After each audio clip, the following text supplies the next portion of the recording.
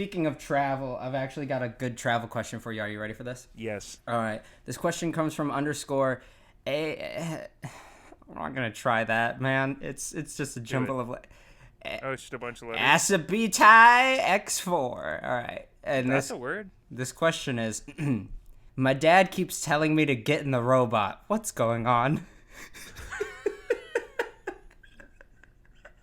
Say that's not travel. But he needs our help. Is it true? Will, you can't. If I said in the beginning, I've got a question about a guy who's being stuffed into a robot, A, the question's ruined. B, the dad is on to us. And the segue doesn't make sense.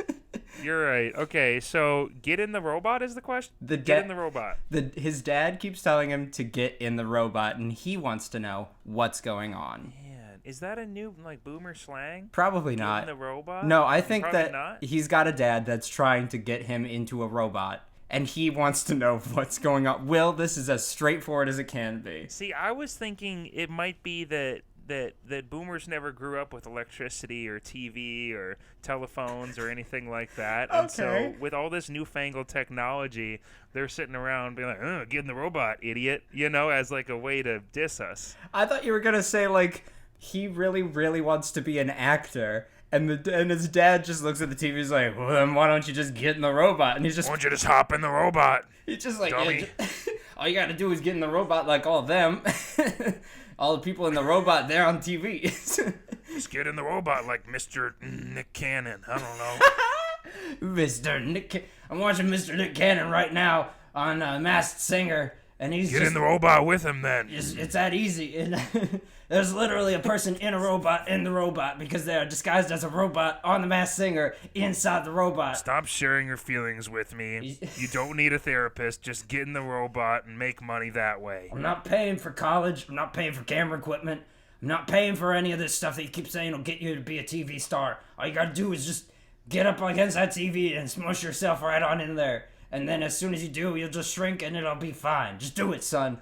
That might be it. Just get in the robot might be like you're being dramatic or like you're putting on way too much of a show. Like you should have your own TV show sort of thing. It's like saying, oh, I wish there would be a sitcom of this. That's a bad insult to get, isn't it? That's got to be a terrible insult because that implies that not that you're hilarious or that your life is hilarious, but that your life is so tragically awful that people would laugh at the fact that their life is better than yours. Your life is so sad that you need a laugh track to make it funny. Exactly. Like Two Broke Girls. It's so bad. It's so awful that they think that they need a laugh track to make it funny, but even the laugh track makes that entire show. That is the worst show that has ever been made. Zane, we just lost all of our Two Broke Girl fans off That's of our viewership. Good. That's very good. Zane, that's like our entire viewership. The overlap on the Venn diagram, I've showed you like 8 times. Everybody who listens to our podcast also watches Two Broke Girls. Hey, you know what? I'm fine with starting from scratch. New viewership. No Two Broke Girls Club, all right? Everybody here got in the robot, and they've gotten on board, and they're with us here now. What other groups could we ostracize while we're at it? Let's see. You got any off the top of your head? Anybody who started playing Christmas music before Halloween. Before Halloween? I know a couple of those people. Sorry. Bye. To the boot. Anybody who orders more than 4 changes to your order when you go out to eat. Anybody who still verbally uses the word lol. Anybody who ooh-woos, I know. I've heard that a couple times. I haven't really dictionaried that one yet. I'm not really sure what it is, but whatever it is, I don't like it. I've never heard that before, and I'm not gonna lie. I almost kicked you off the podcast for saying it. You've never heard about uwu? Nope, and I'm good without it.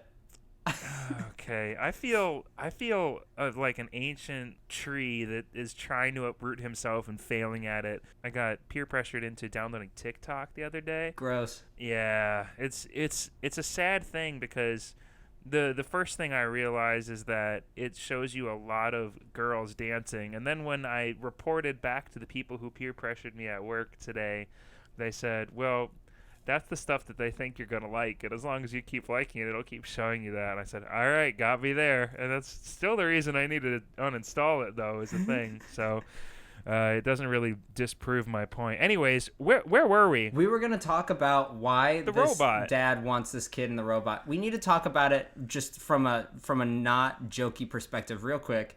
This dad has literally built what looks like an Iron Man suit for his son and is begging his son to just get in the robot, and the son has no idea why. Why has this dad possessed a human-shaped metal shield of a robot and is now begging his kid to get inside this robot? I think that there is only one really good explanation, and it is that I'm gonna do something very drastic here, known as pretending that I connect this perfectly to a movie that I have never seen and don't actually know what the plot of this movie is. Okay. I think that he's trying to do this thing in that one movie with Hugh Jackman, and they build that robot that boxes. Okay. And I think he needs his kid to get inside this robot so that it can be controlled, and is now going to have his kid become a robot boxer. Now, you're not talking about Hugo or anything like that, are you? Definitely not Hugo, and I also don't think Chappie. Hugo Kick Punch? Not Kick Puncher? Not Kick Puncher. You know Kick Puncher? Kick Puncher, who punches with the power of kicks. Yeah. Kick Puncher, portrayed by Don the Demon Donaldson. That's not Hugh Jackman, darn. And there's one bio quote, and it says, "My punches were only as strong as my punches, and then things changed." And now I punch with the power of kicks. Kick Puncher is the titular hero of a movie franchise that Troy and Abed are huge fans of. It's a Community reference. Oh, good. So it might not be real. I think your dad is emotionally unavailable, though, to be completely honest, and I think he's trying to tell you that you're going to make it big and to stick with the theater stuff, and that you're doing a really good job in Snow White play right now, as, you know, like the Hunter or like Lion Number 3.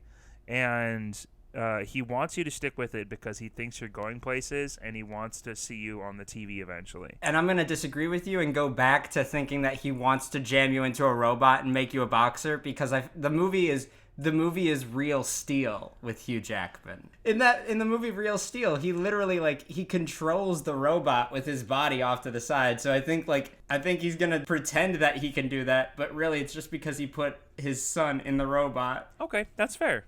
I understand that.